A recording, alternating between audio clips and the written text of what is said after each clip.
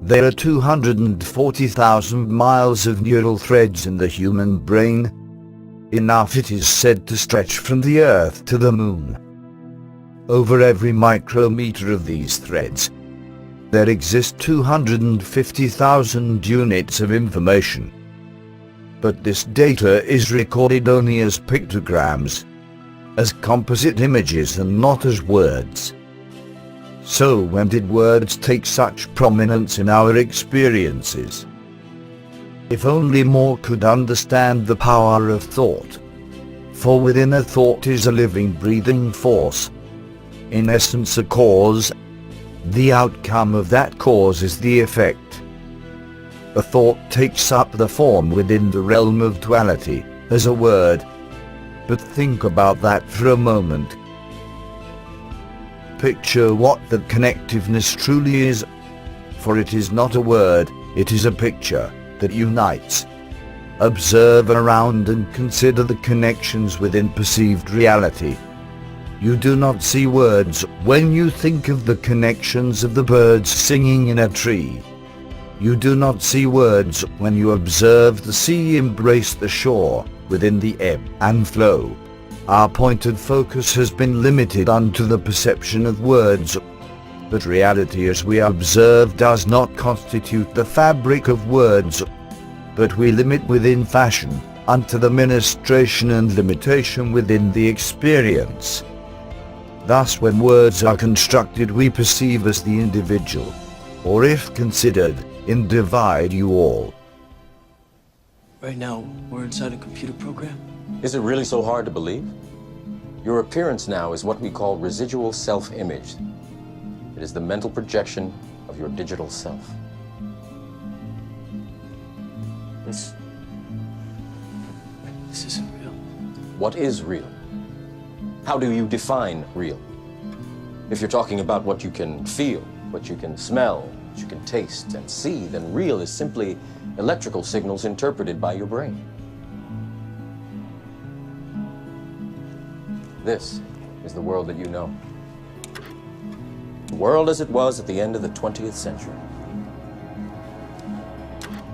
It exists now only as part of a neural interactive simulation that we call the Matrix. What is the Matrix? Control.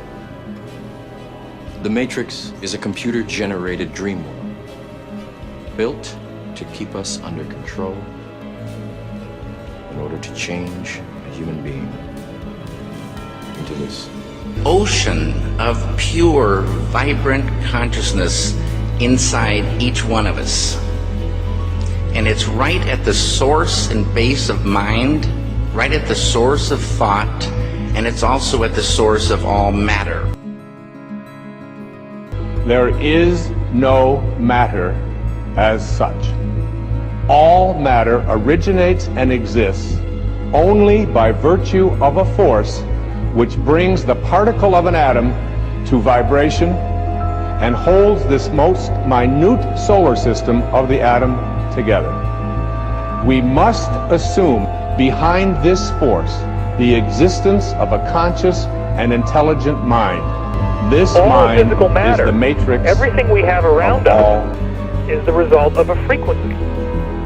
And what that also means is that if you amplify the frequency, the structure of the matter will change.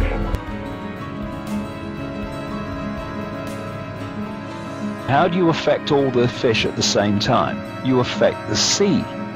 And they are targeting the energy sea in which we all live and interact with. And of course we are affected by that sea as we affect the sea. I mean, it's like I call it the cosmic internet. It's like the wireless internet. You can post on the wireless internet and affect the internet, and you can take information from the internet and be affected by it. You can impact upon that field. So you push it into a low vibrational, distorted state. Then you can affect those that are interacting with it, because of course on one level we are an electromagnetic field, and that's the level that we interact with this field on. That when I've talked to former Satanists around the world who've been involved in human sacrifice and these rituals that are done at particular times of the year, at particular places, that they say that the reason they do that is to affect the information and vibrational state of the Earth's energy field, because that impacts upon humanity in general. For me, before this hijack started, humanity was what I call heart-centered. Its point of interacting with reality was through the heart. I don't mean the physical heart, that's just the expression of it, but the energetic heart, the heart vortex, people call the heart chakra. That is, for me, where we get innate intelligence, consciousness intelligence, not mind excuse for intelligence. It's where we get knowing, it's where we get intuition, which is what? Intuitive knowing. You know, we put our hands on our chest, on our heart center, and go, I just know. And that's the true connection to consciousness for me. I think that the idea that it goes through the brain is a misunderstanding and a diversion. The brain's supposed to serve the heart, not the other way around. And this is why when you come from the heart, you are not only accessing levels of awareness that are way beyond this reality we call the world, but you're also vibrating at a very high rate, because the heart connection does that. What the control system works on is the emotional center in the belly, and of course that's where we feel emotion. That's why, you know, we feel emotion in that area when we're anxious or when we're fearful, on the rest of it in the belly, because that's the emotional connection. Now, the control system wants humanity to interact with reality through the emotional chakra. The tipping of the fulcrum, the tipping of the balance. And this is what the powers that be, what the establishment are desperately trying to prevent. They're desperately trying to prevent this massive, spontaneous awakening where people immediately see through the veneer, what the word apocalypse means, the lifting of the veil. That the solar activity is part of the process that is triggering our awakening. Because the awakening would be triggered to such a massive extent, we would enter a realm of consciousness that right now is so far beyond the bounds of our perception, we cannot even begin to comprehend. Poirot makes some very, very interesting observations, because they say that this is not guaranteed. This is not a given. We have to participate in the process. They say it's not enough just to acknowledge that we're going to go through this or have this opportunity. We have to behave as though none of this is going to happen. In other words, we have to get involved. We have to try and bring about the changes that we want to see. And then what they told me was really quite remarkable, because they said, if we do this, if we physically get involved, if we take an active role in trying to bring about the changes that we want to see, what we will find is that things happen in our lives that will help us with that mission. Asynchronous events will happen, that will unfold, miraculous events, remarkable meetings with people will happen that help us collectively move into that opportunity. But they said, you know, it's not enough just to do that either. Because the other thing that we have to do is that we have to take the time to visualize our preferred option in terms of the new reality. But they make an interesting caveat. They say that, yes, we must visualize, but we mustn't have an attachment to that visualization. Because if we have an attachment to that visualization, then we may be limiting the opportunity, because that attachment will be limited on the basis of our experience. So we have to put out there the intent to change from the bullshit that we find ourselves dealing with today. But we have to recognize that actually where we may be going may be so amazing, it may be so wonderful, it may be so far beyond the bounds of our current perception that it's actually not even possible to articulate right now. And the Quero make the observation that the combination of this, finding the time, and they're not talking about formal meditation, just finding the time to sit quietly, to visualize that new future, participate in the process, and the combination of this will help to bring about, a different arena. Our inner world and our inner thoughts, feelings, emotions, beliefs in any way affect the world around us. And it was through direct experience. What I began to understand was that this is the great secret that everyone knows except us. That the space that we believe is empty is not really so empty. It's full of a living essence, of a living material that we're only beginning to understand. That we may have experiences inside of our bodies that influence the world beyond our bodies through the conduit of what's in this space. They were creating an experience, producing an effect inside of their bodies that must be something that we can do in our lives that influence not only the physical body, ours and those of other people around us, but literally influence the physical reality of that the space between things is anything but empty. It is full of a living, pulsating essence. Simply call it the field. In 1944, the father of quantum physics, Max Planck, identified the existence of this field, and he called it the matrix. He said, underlying everything that we see, our bodies included, everything we see in the world around us in our bodies, he said, there is the existence of what must be a conscious and intelligent mind. This is his language in 1944. He said that this mind is the matrix of all matter. That we have the opportunity to influence that field in ways now that we're only beginning to understand. It's done through the human heart. It's not a thinking process. Thoughts are important. The ancients made a distinction between thoughts and feelings and emotions. And it's the feelings that are centered in our heart. We know that when we feel a feeling of love, compassion, understanding, forgiveness,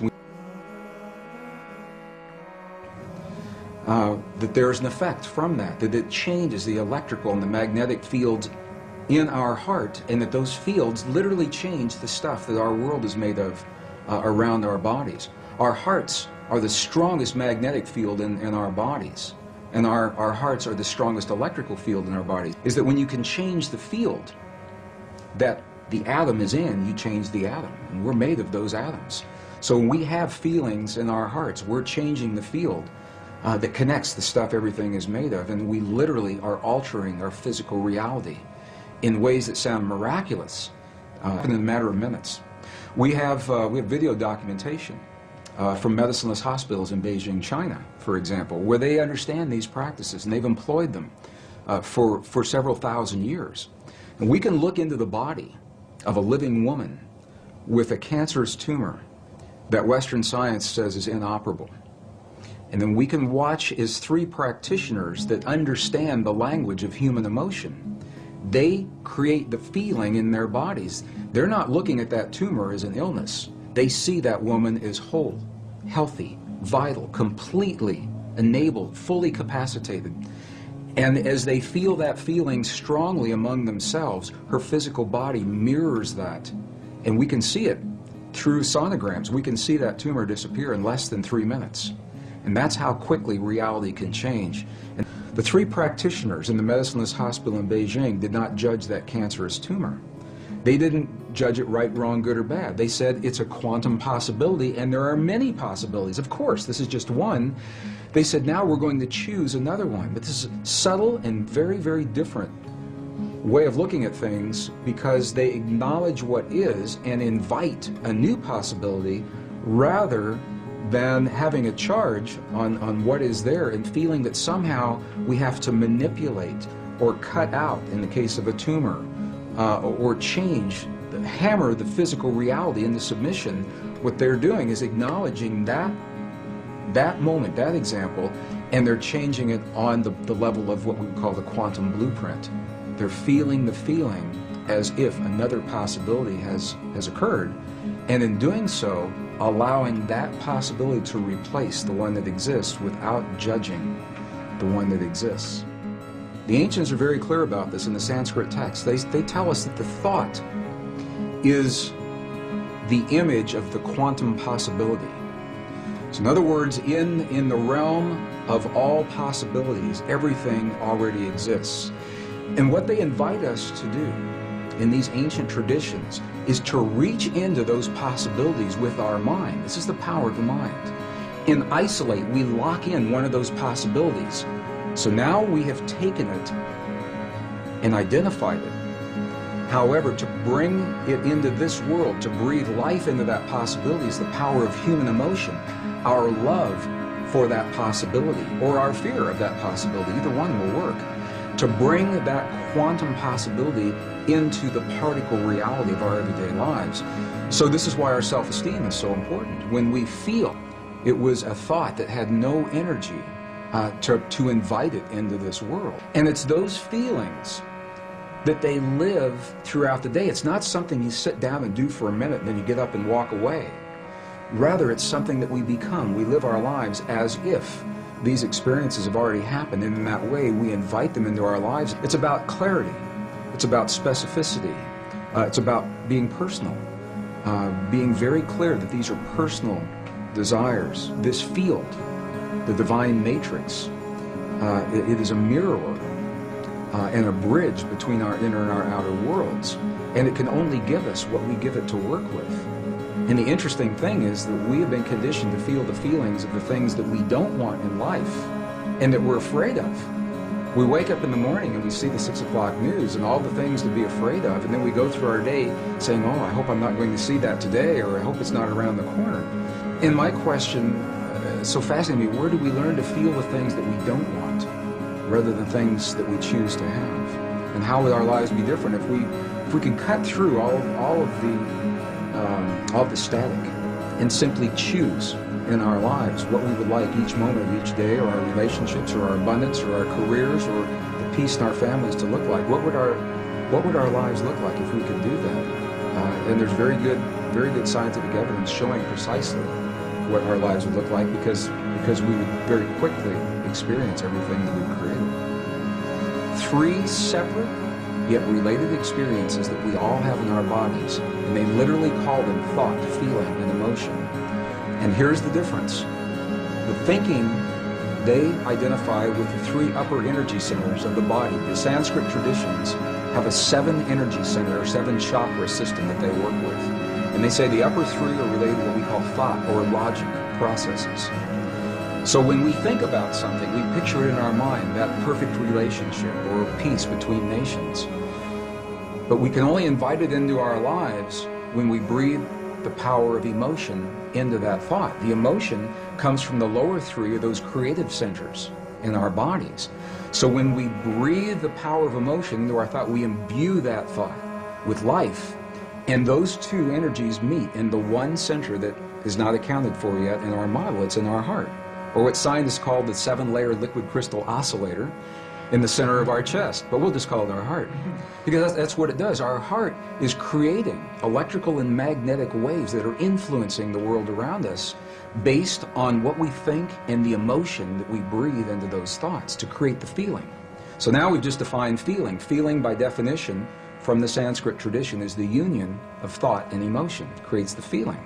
Now what makes this really interesting is that those traditions say we are capable of only 2 primary emotions: love, and whatever we feel the opposite of love is. And when you get really deep into the teachings, there are 2 aspects of the same thing. But what they say is when we have our thought, we are either breathing the love of that thought or our fear of that thought to create the feeling, and the feeling then becomes sadness or joy or compassion or anger. Those are not emotions, those are feelings. Because we can have the same thought or the same affirmation and imbue it with a different emotion and have completely different feelings and create a different outcome. And this is the great secret that was edited out of our Christian and pre-Christian, Judeo-Christian traditions when 45 books were removed in the 4th century. 20 were taken out completely. Another 25 were condensed and rearranged. And we know this because we found the information now in the Dead Sea Scrolls, the Nag Hammadi Library, the Coptic, the Gnostic texts. So we know what those texts would have said if we had had them. But the interesting thing is, without those texts, we tend to rely upon the written word, the validation, to feel that power in our bodies. I think everyone senses or suspects that there's an untapped potential in the human body. And this is, I think, the value of going into those texts, is we get to see the words that literally say, in the Gospel of Thomas, the lost Gospel of Thomas, it literally says, when these two become one, when thought and emotion become one, then you'll say to the mountain, move, and the mountain will move. And I used to think that that was a metaphor. And I now have seen enough to know that moving a cancerous tumor inside the body of a living woman, that's moving a mountain to me. And it's all done from marrying thought and emotion together. Because a prayer cannot be seen. He said, what you see are the things we do to create the feeling in our body, and the feeling is the prayer. When we lost the words in our most cherished spiritual traditions that tell us that feeling is a language that speaks to our bodies in this world, and we lost the words that validated that, we began to think that the words themselves were the prayers, and if we say, or the affirmations, and if we say those words the right number of times, the right time of day or the right time of year, that we've said our prayer or our affirmation, and then if it doesn't work, we get frustrated and we say, well, my prayer didn't work, or my affirmation's not working for me, because we lost the link with feeling and emotion. So what's the force that holds everything together? Compassion. And I said, well, wait a minute. I said, is compassion a force that holds everything together, or is it a feeling that we experience in our bodies? And he said, yes. We have the ability to feel in our bodies the stuff that holds this universe together. And we're really not so different from those quantum particles in the stars beyond us, or in the tumor that's in front of us, in the suffering of our loved ones, or in the peace between the nations. It's all part of the same thing. How do we know we're part of all that is? When you take the stuff our world is made of, a particle of matter, one particle, and even if you split that particle and send each portion to different locations, which is what this experiment did, they split one particle of matter and sent one particle 7 miles this direction, the other 7 miles that direction. They were 14 miles apart, and even though they were separated physically, they were still connected energetically. So that when one particle had an experience, they would disturb one particle, the other one acted like it was having the experience. Sometimes the other one would act like it was having the experience before the scientist even disturbed the first particle. And it's mind-boggling. I said, well, how can this be? But what this tells us is that once matter is physically joined, even when it becomes separate, the energy is still there that's connecting it. And this is why it's important to me, because if we go back far enough in time, all the particles of matter of this entire universe that are expanding were all meshed together. We were all once part of that same particle that creates this whole universe today. And even though those particles are now separate and expanding, and studies show that they are, energetically we're all still linked. When we lost the information telling us we're part of all that we see, we found ourselves on a very technological path without the wisdom of us being in the equation. So we thought that's the world out there and that we're separate from that world. And now what's happened is our technology has come so far that our very existence is threatened by the technology that we've developed, whether it's the wars or the viruses or the climate change. So I believe we've come full circle now to survive our time in history. We've got to write ourselves back into the equation. Our prayers, our affirmations, our beliefs, our language. And when they're spoken through the language of the heart, they have a direct, powerful, and immediate impact on our bodies and the world around us. And it invites us to be very, very aware of what it is that we truly hold in our hearts is the truth of our world, because we live that in our lives, from the lightest of the light to the darkest of the dark, the greatest fears and the greatest joys. human emotion and feeling and belief is literally a language. It's a non-verbal language that this field recognizes and understands.